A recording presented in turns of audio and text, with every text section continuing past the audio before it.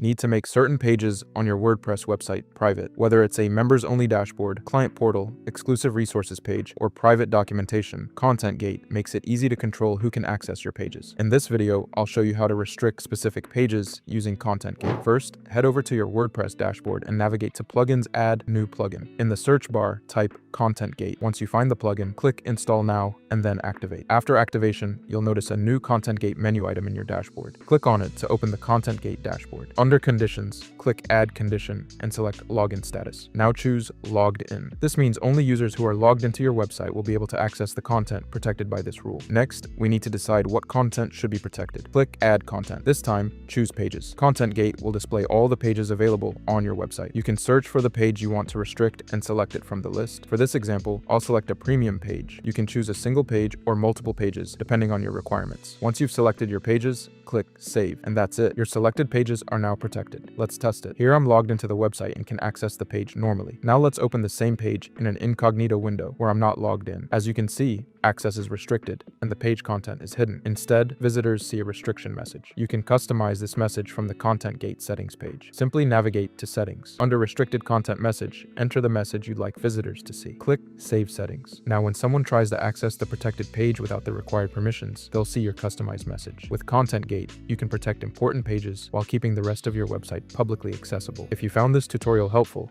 don't forget to like the video and subscribe to Theme Grill for more WordPress tutorials and tips. Thanks for watching, and we'll see you in the next one.